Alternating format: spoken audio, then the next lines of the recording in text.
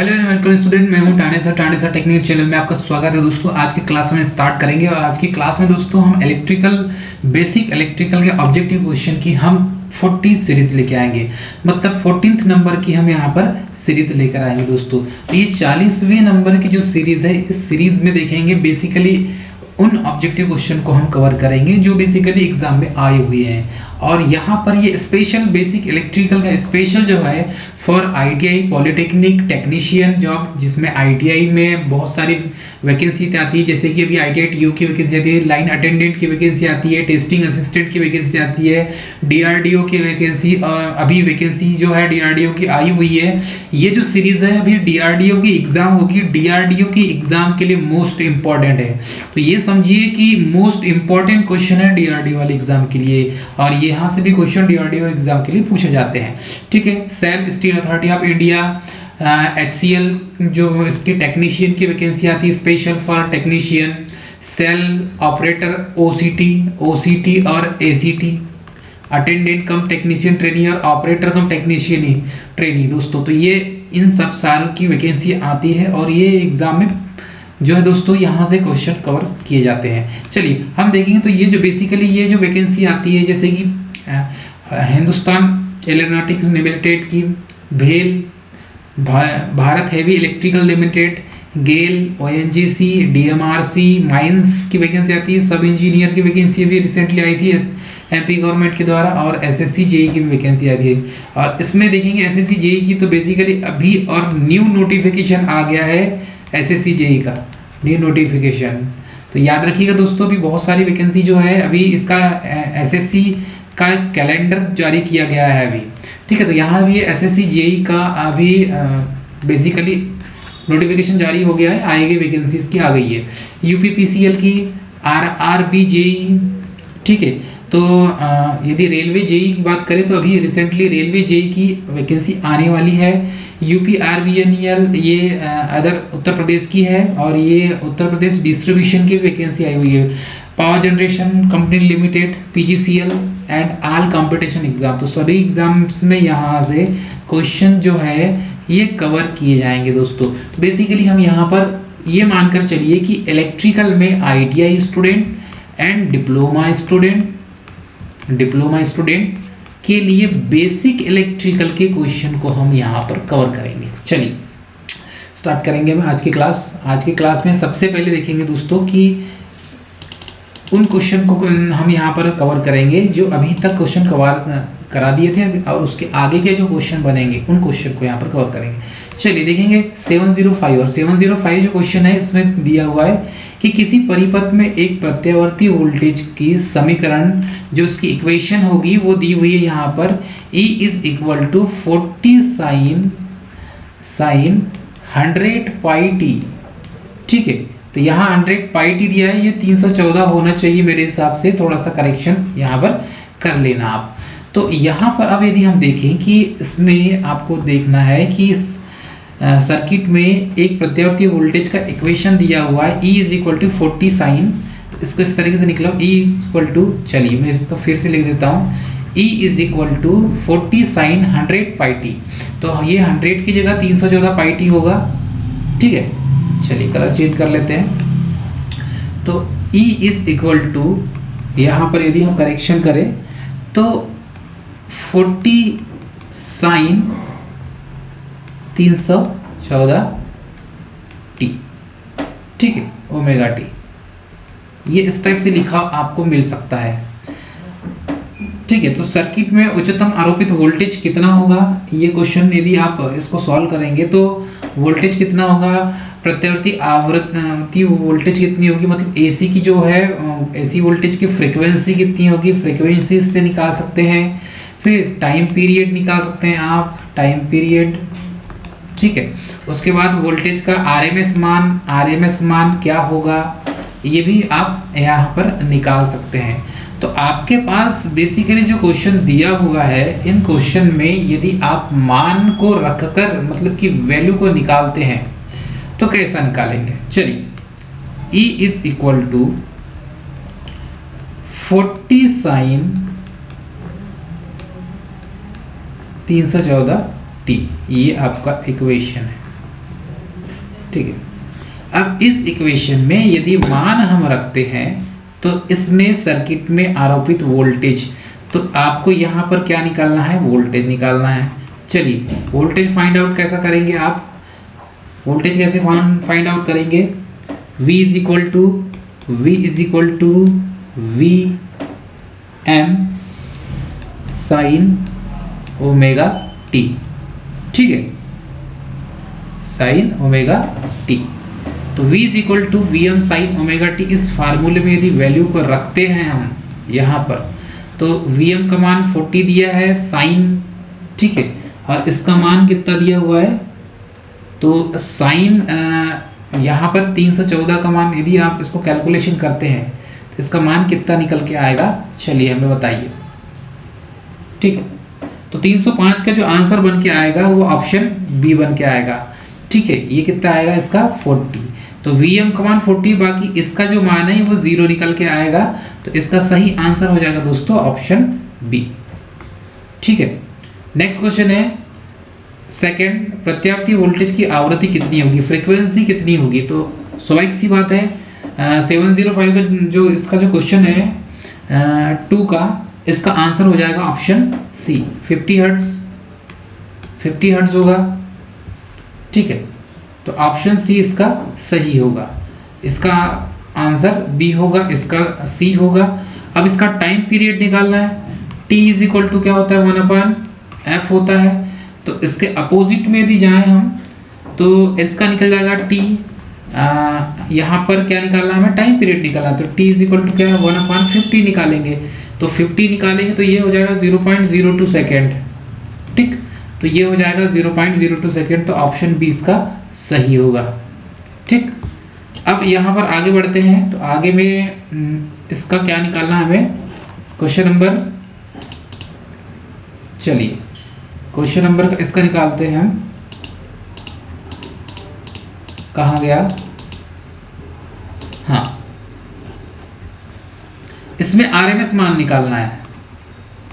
तो आरएमएस मान जो है रूट मीन स्क्वायर, इसका फार्मूला क्या निकलेगा दोस्तों, आरएमएस मान, ठीक, इसका सही आंसर हो जाएगा ऑप्शन ए। आरएमएस मान क्या हो जाएगा इसमें 40/√2, कितना हो जाएगा 40/√2, तो 40 क्या है इसका मान Vm, तो Vm अपान क्या होता है √2, ये आरएमएस का मान है, ठीक है। मैक्सिमम वोल्टेज अपान ये हो जाएगा इसका √2, ठीक है। इस तरीके से इसको सॉल्व कर सकते हैं आप। चलिए नेक्स्ट क्वेश्चन देखेंगे, क्वेश्चन 706, किस तरंग का वर्ग माध्य मूल मान और औसत मान समान होता है, तो आपको ये बताना है कि किस वेव का आरएमएस मान और एवरेज मान दोनों इक्वल होते हैं, ठीक है। आरएमएस मान और एवरेज जो वैल्यू है, आरएमएस वैल्यू और एवरेज वैल्यू दोनों इक्वल होती है, तो ऑप्शन ए दिया इसमें वर्गाकार तरंग, ठीक है, और ऑप्शन बी दिया ज्यावक्री तरंग, ऑप्शन सी दिया त्रिभुजाकार तरंग, एंड ऑप्शन डी दिया अर्ध तरंग दिष्टकारी, जिसे हाफ वेव रेक्टिफायर कहते हैं, ठीक है। ये हो जाएगा वर्गाकार, मतलब कि आप जो सर्कुलर वेव होता है उसके बारे में पूछा गया है, तो इसमें किसी वेव का आरएमएस मान और एवरेज मान जब बराबर हो जाता है, आरएमएस वैल्यू और एवरेज वैल्यू जब इक्वल हो जाती है, क्योंकि क्वेश्चन थोड़ा सा लॉजिकल क्वेश्चन है, तो उस समय इसका जो शेप बनेगा वो वर्गाकार शेप बनेगा, जिसमें RMS value is equal to average value हो जाए। तो जब भी RMS value is equal to average value हो जाए, ठीक है, तो आरएमएस वैल्यू एवरेज वैल्यू के बराबर हो जाए, तब मान कितना निकल के आएगा, ठीक है, तब मान कितना निकल के आएगा। तो ये इसमें जो है वर्गाकार तरंग बनेगी, ठीक है, सर्कुलर वेव बनेगी इसमें। ऑप्शन इसमें देखेंगे अब नेक्स्ट क्वेश्चन, एक प्रत्यावर्ती मतलब एसी परिपथ में 40 ओम का रेजिस्टेंस लगा हुआ है तथा 30 ओम इंडक्टेंस जो है, मतलब कि प्रेरकत्व प्रतिघात, जिसे इंडक्टिव रिएक्टेंस कहा जाता है। तो इसमें 30 ओम इंडक्टिव रिएक्टेंस की कॉइल सीरीज सीक्वेंस में प्रयुक्त की गई है। तो सर्किट की जो इम्पीडेंस है Z, जिसे प्रतिबाधा के नाम से जाना जाता है, वो क्या होगी। तो ये फार्मूला, इसमें हमें यहाँ पर इम्पीडेंस ज्ञात करना है, प्रतिबाधा निकालना है। तो बेसिकली प्रतिबाधा निकालने का जो फार्मूला होता है स्टूडेंट, वो होता है Z is equal to root में हो जाएगा, ठीक है, R1 का स्क्वायर, R का स्क्वायर प्लस XL का स्क्वायर, ये फार्मूला इसका। अब Z का मान यदि हम यहाँ पर निकालते हैं तो R का मान यहाँ पर दिया हुआ है 40, ये R का मान है और ये L का मान है। तो R का मान कितना दिया है स्टूडेंट 40, तो ये 40 का स्क्वायर हो जाएगा, प्लस XL का मान कितना दिया है यहाँ पे, XL का मान दिया है 30, तो ये 30 का होल स्क्वायर हो जाएगा। ठीक, तो Z इज इक्वल टू यहाँ पर हो जाएगा, इसका हो जाएगा 1600, ठीक, और इसका हो जाएगा 900, इसका क्या हो जाएगा 900। तो ये हो जाएगा 16 और 9 तो हो जाता है 2500, किसका हो जाएगा इसका 2500, ठीक है। तो 2500 ये किसका वर्गमूल होता है, तो यहाँ पर Z इज इक्वल टू हमारे पास कितना निकल जाएगा, ये हो जाएगा 50 का, ठीक। तो ये किसका हो जाएगा 50 का, 50 का। तो ये Z का मान निकल के यहाँ पर आ जाएगा 707 का ऑप्शन ए इसका सही होगा। क्लियर है, इस तरीके से सॉल्व करेंगे। नेक्स्ट क्वेश्चन है मोस्ट इंपॉर्टेंट, स्टार लगा लो। एक प्योर इंडक्टेंस में एवरेज पावर कितनी जो है वो लॉस होती है, मतलब शुद्ध प्रेरकत्व में औसत शक्ति कितनी खर्च होती है, वो पूछा गया है। तो 4 ऑप्शन में दिए देखें तो हाफ LI स्क्वायर है, LI स्क्वायर बाई 4 दिया हुआ है, और LI 2LI स्क्वायर है, और डी में दिया है 0, ठीक है। तो यहाँ पर देखना 708 का जो आंसर क्या हो जाएगा, ये हो जाएगा ऑप्शन बी। तो ध्यान दीजिएगा, pure inductive circuit, pure capacitive circuit, pure inductive और प्योर कैपेसिटिव सर्किट में पावर लॉस हमेशा 0 होती है, याद रखना।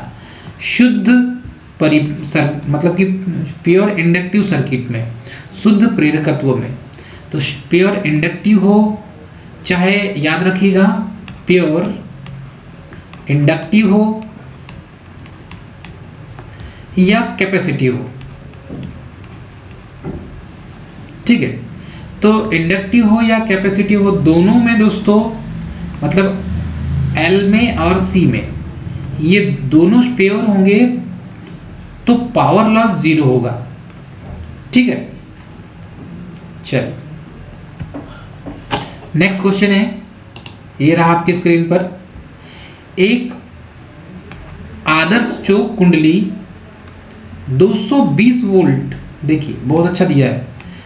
एक आइडियल चोक कुंडली 220 वोल्ट 50 हर्ट्ज की सप्लाई पर 10 मिली एम्पियर की करंट लेती है। तो चोक में जो पावर लॉस होगा वो कितना होगा, यहाँ पर आपको क्या बताना है, पावर लॉस कितना होगा।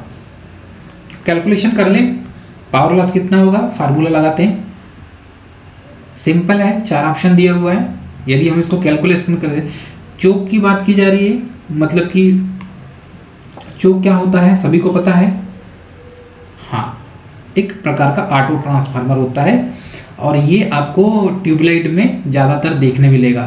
और ये इंडक्टिव लोड होता है चोक, याद रखिएगा। चोक क्या होता है, पहली बात तो इंडक्टिव लोड होता है, चोक को हम इंडक्टिव लोड कहते हैं, ठीक है।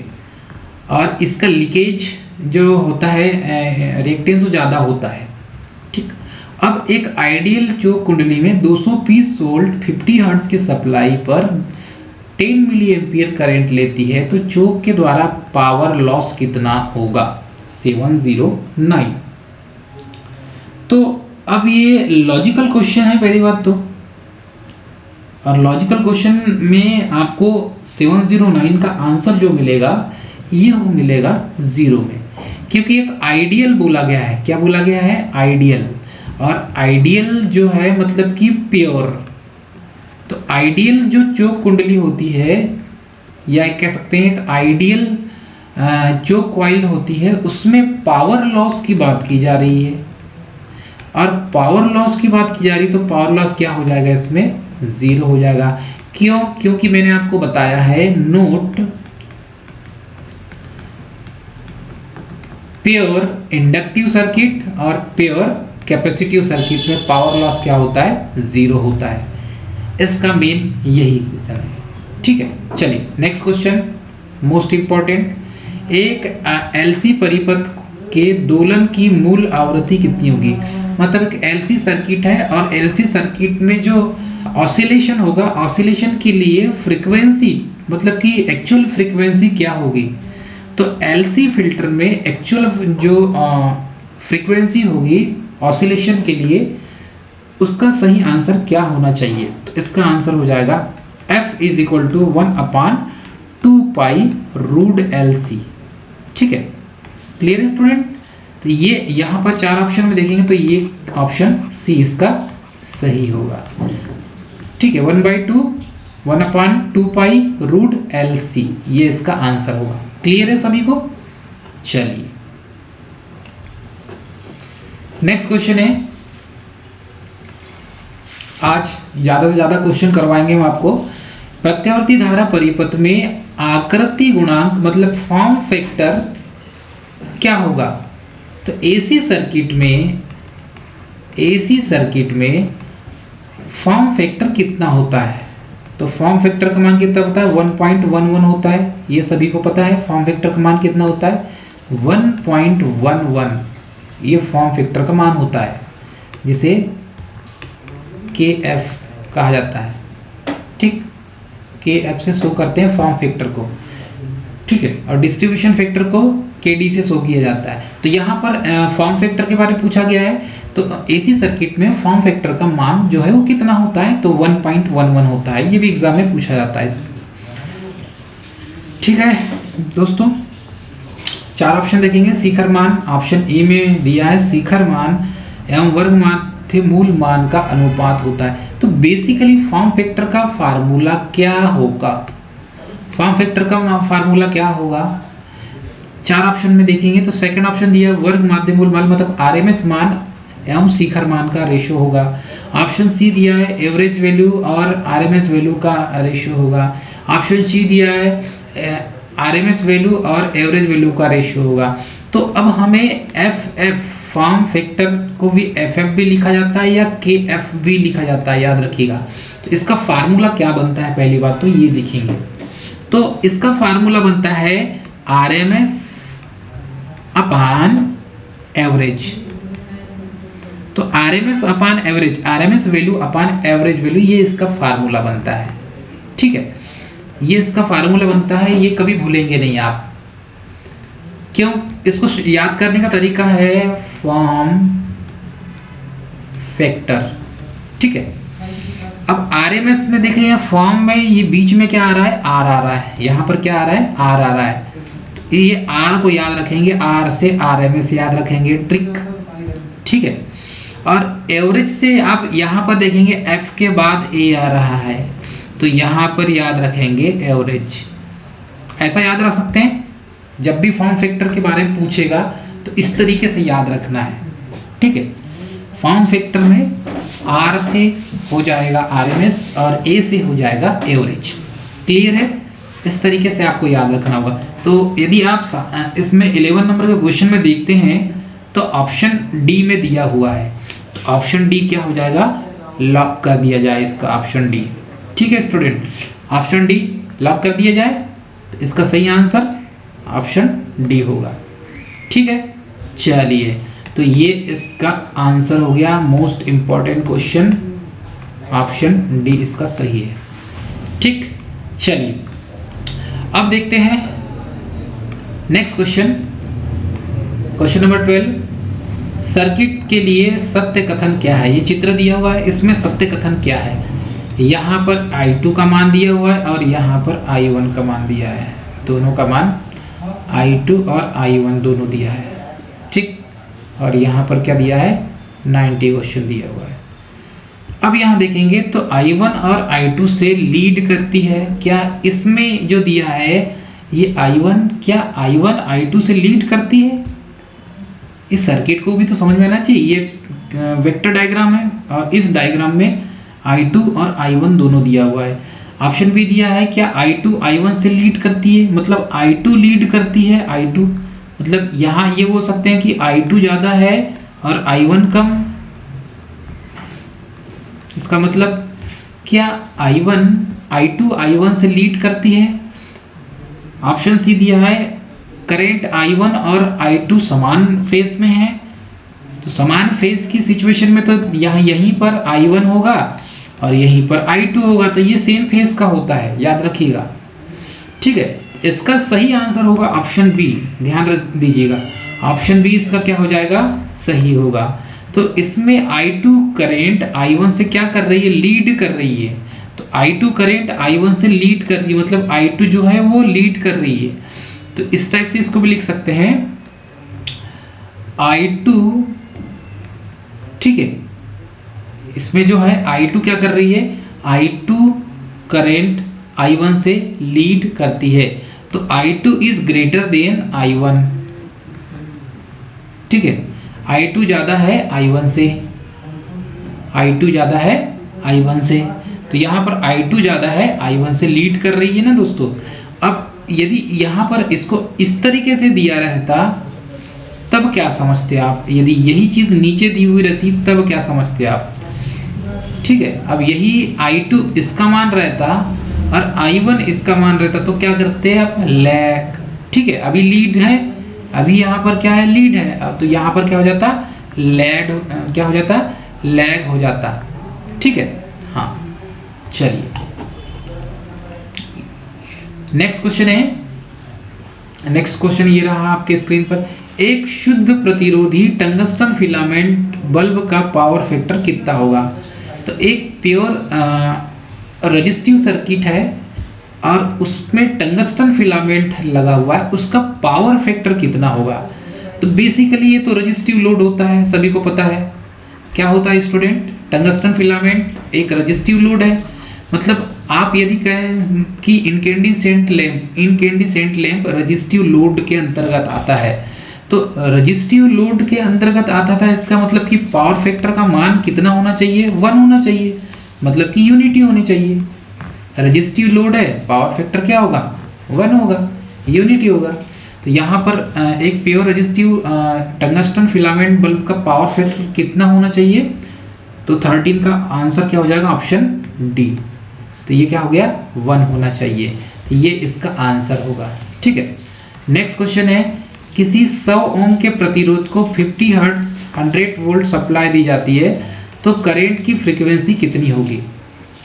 किसी 100 ओम के रेजिस्टेंस को 50 हर्ट्ज 100 वोल्ट सप्लाई दी जाती है, तो करंट की फ्रीक्वेंसी कितनी होगी। 714 का आंसर क्या होगा, ऑप्शन बी होगी। तो इसको किस तरीके से निकालेंगे, 100 ओम का रेजिस्टेंस है, 50 हर्ट्ज दिया हुआ है, तो 100 वोल्ट सप्लाई दी जाती है, तो भाई फ्रीक्वेंसी तो चेंज होगी नहीं, फ्रीक्वेंसी जो 50 हर्ट्ज है वो 50 हर्ट्ज ही रहेगी, फ्रीक्वेंसी तो सेम रहेगी ना, फ्रीक्वेंसी में कोई चेंजेस नहीं होगा, ठीक है। तो इसका आंसर जो है वो क्या निकल के आएगा, हाँ 50 हर्ट्ज आएगा। नेक्स्ट क्वेश्चन है, एसी वोल्टेज में परिवर्तन होता है, तो एसी वोल्टेज में जो है, एसी वोल्टेज में परिवर्तन कब होता है, एसी वोल्टेज में किस में परिवर्तन होता है। तो याद रखिएगा एसी के आपको मालूम है, इसमें इसका मैग्नीट्यूड या इसे कहते हैं एम्पलीट्यूड, और दूसरी बात इसका, ठीक है, टाइम पीरियड।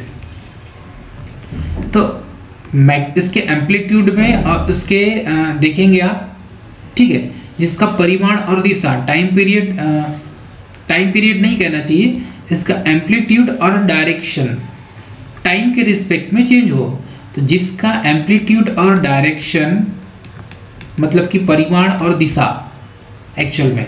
कहने का मतलब क्या है कि परिमाण और दिशा, तो जिसका परिमाण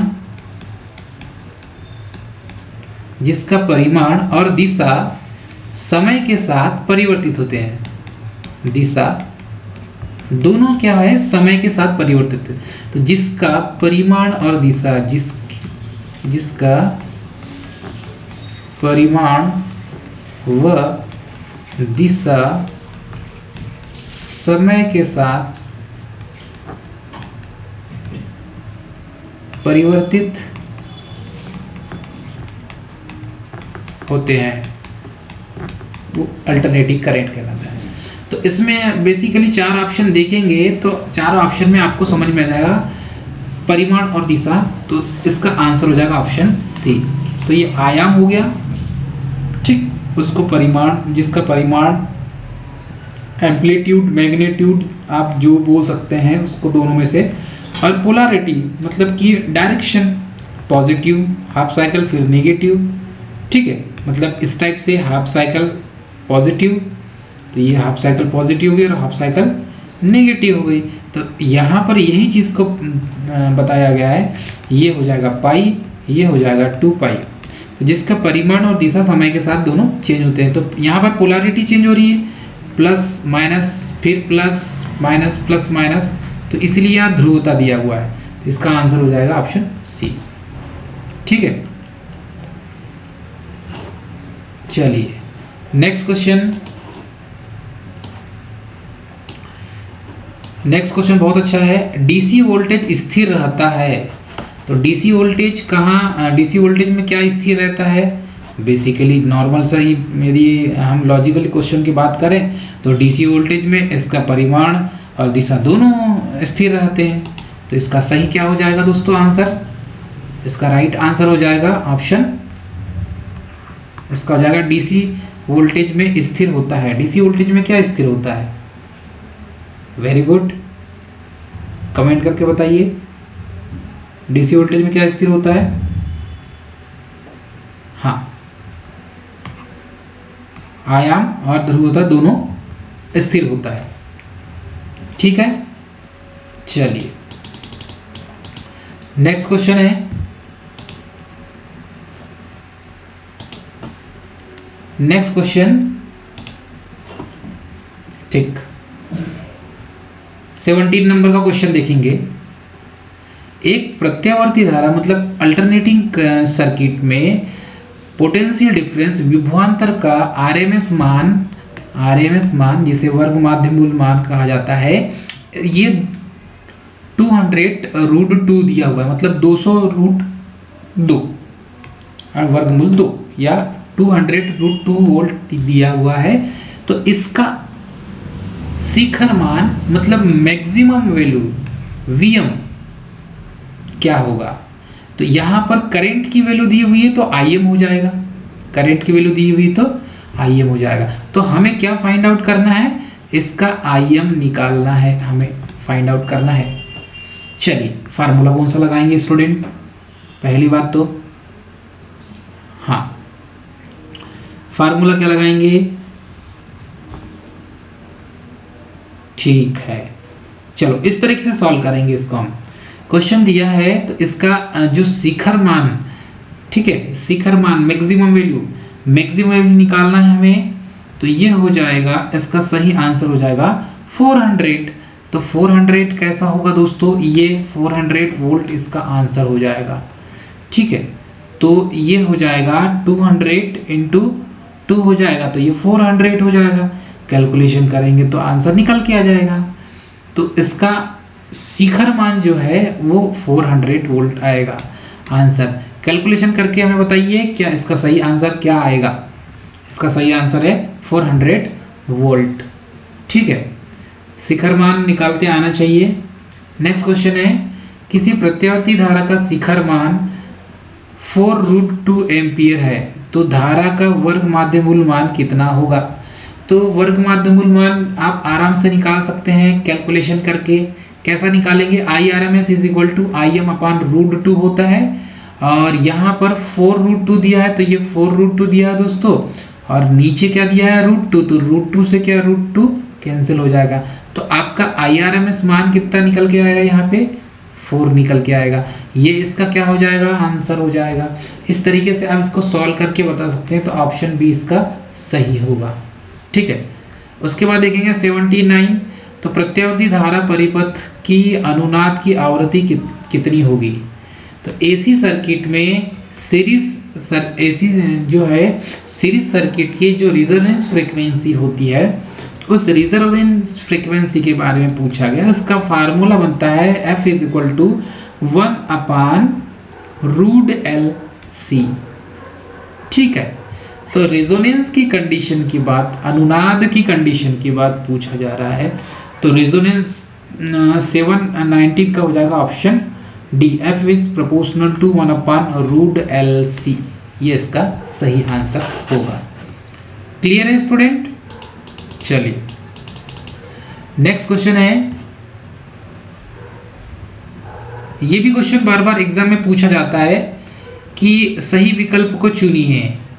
ठीक है, अब सही विकल्प को चुनने के पहले क्वेश्चन को समझना बहुत जरूरी है। चलिए क्या क्वेश्चन दिया हुआ है। Question number 20। एक सर्किट में XL का मान दिया है 12 ओम, R का मान दिया है 6 ओम। तो सर्किट में से निम्न में से संबंधित उचित विकल्प क्या होना चाहिए। XL दिया हुआ है और R दिया हुआ है।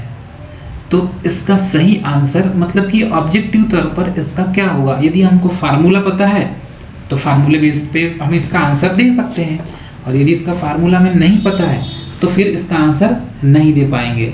तो आप यदि कंजुगेट पढ़े होंगे या ऑपरेटर जे आपने पढ़ा होगा, ऑपरेटर जे, तो ये जे ऑपरेटर दिया हुआ है यहाँ पर।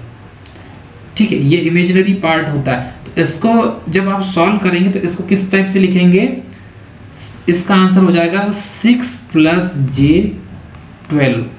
क्या हो जाएगा 6 + J12, क्योंकि ये XL का मान है और ये J12 की लिस्ट में आएगा, मतलब कि इमेजिनरी पार्ट ऑपरेटर जे इसमें लग जाएगा।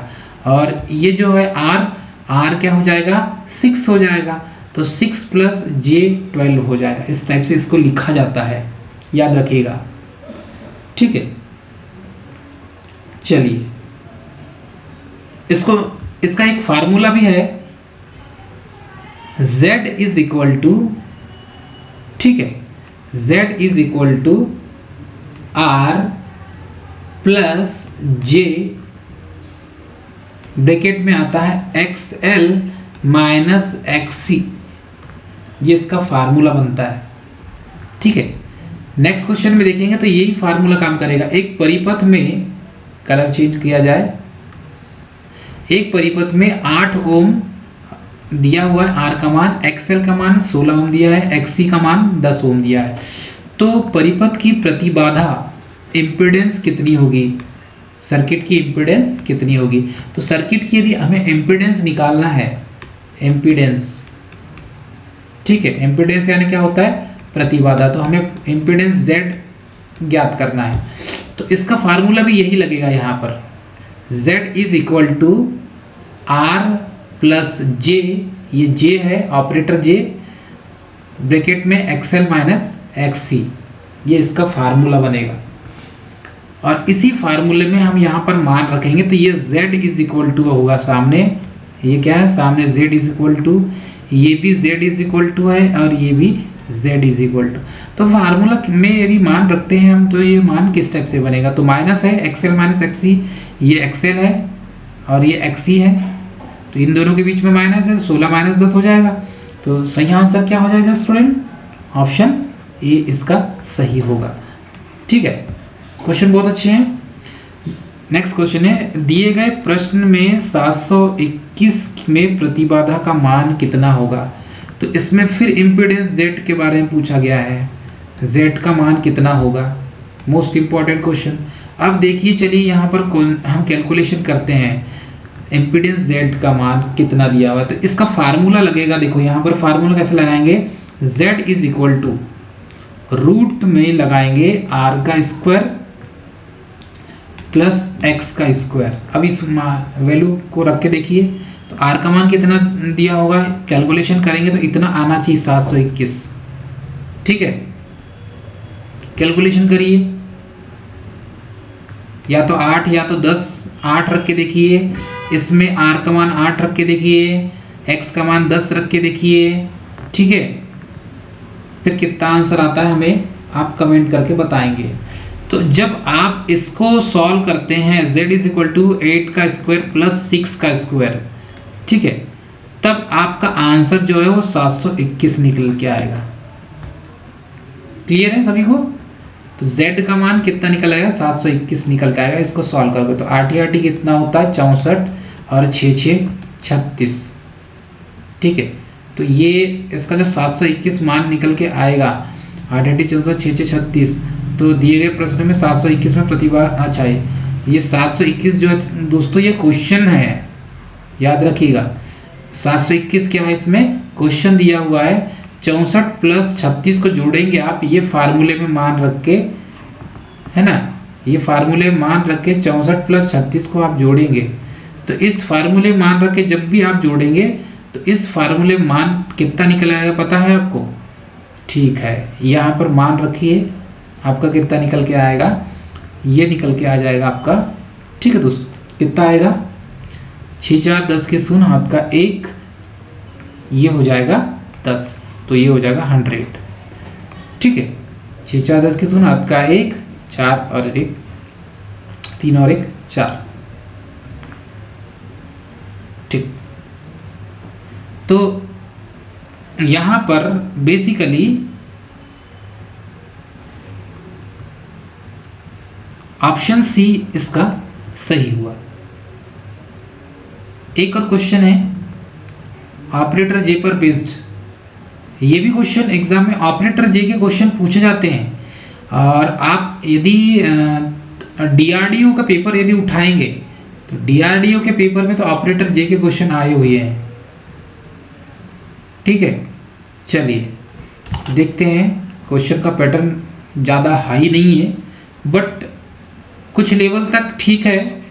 यदि आप डीआरडीओ का पेपर दे रहे हैं तो ये मत सोच के जाइए पेपर देने के लिए कि आपको इस लेवल के क्वेश्चन नहीं मिलेंगे।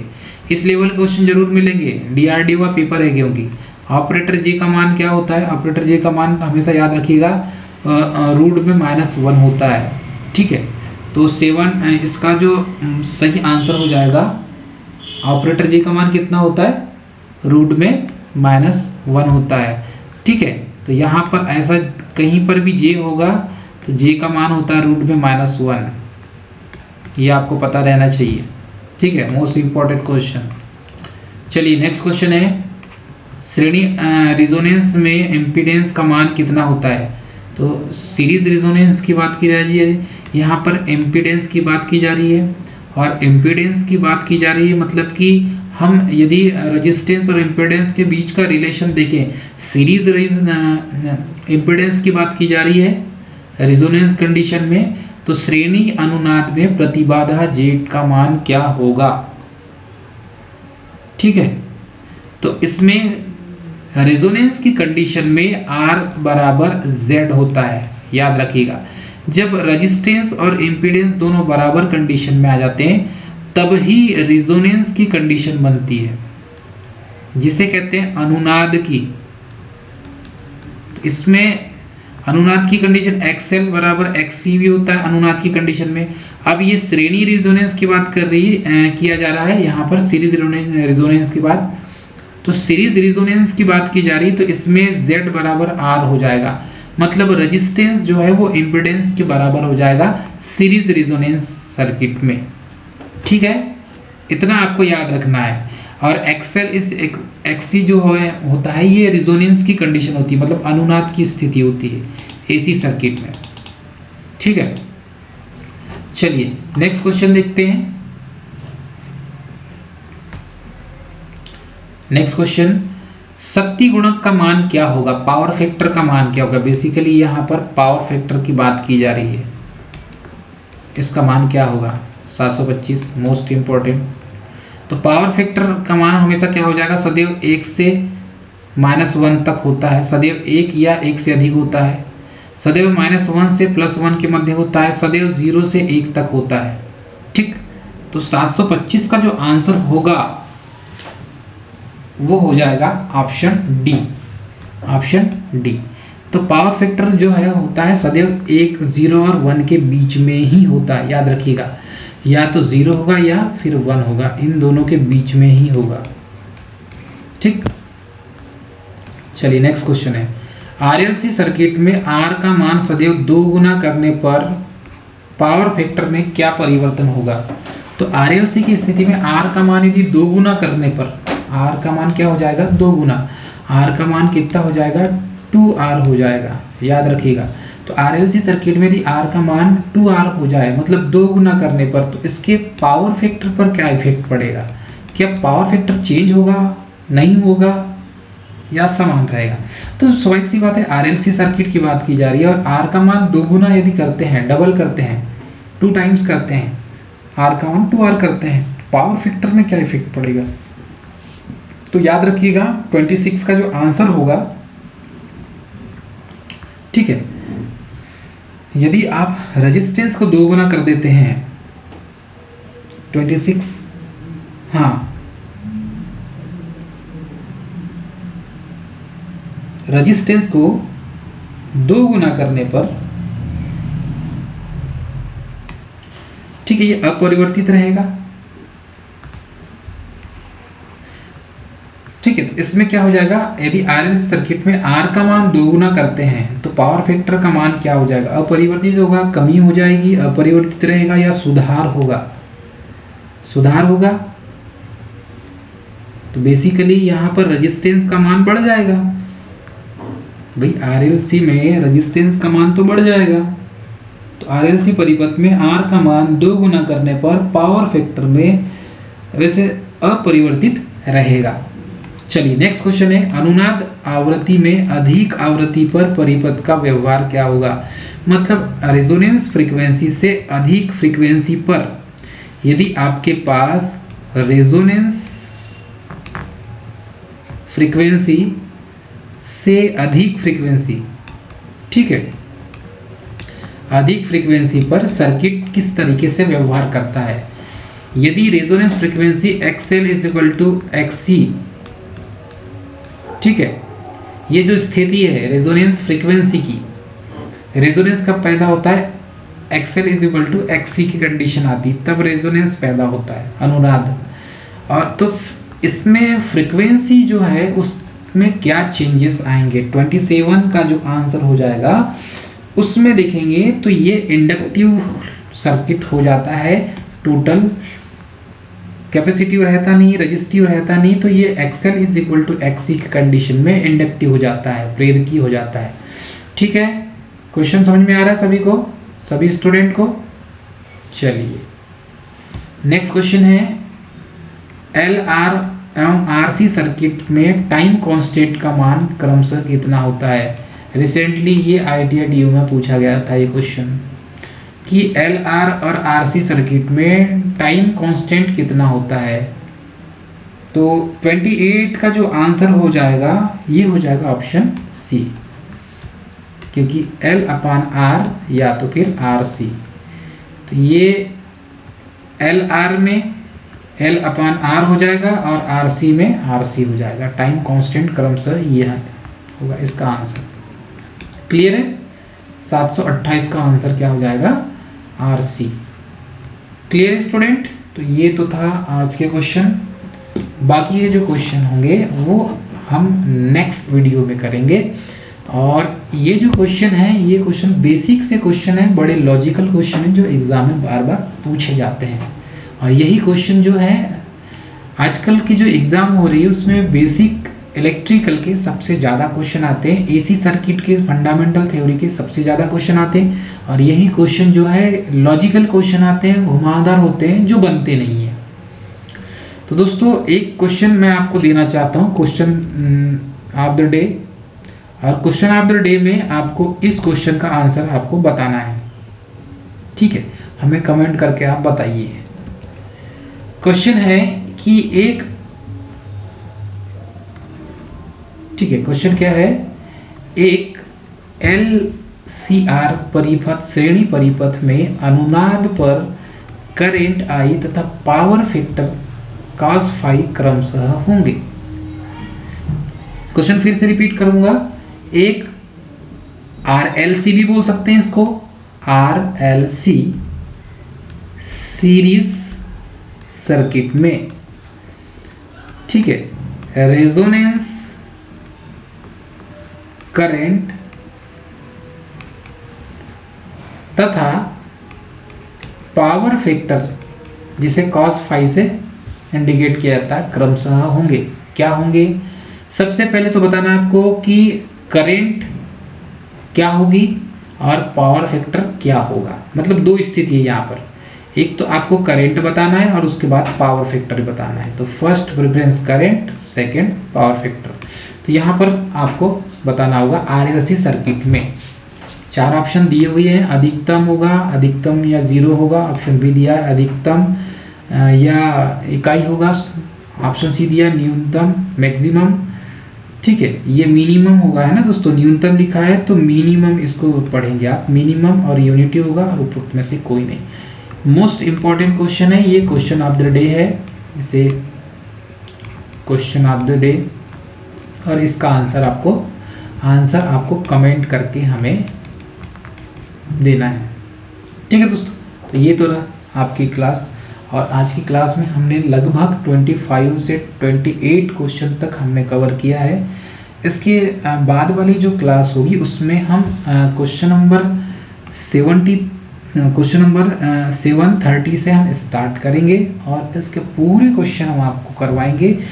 और यही क्वेश्चन 2 है बेसिक इलेक्ट्रिकल के और बार बार एग्जाम में पूछे जाते हैं दोस्तों। तो तब तक के लिए स्वस्थ रहें, मस्त रहें और सुरक्षित रहें, मुस्कुराते रहें दोस्तों। और ऐसे ही हमारे क्लास को आप देखें ताकि आपको इसकी जो टोटल सीरीज़ जो है वो सीरीज़ आपको प्राप्त हो जाएगी। तब तक के लिए जय हिंद।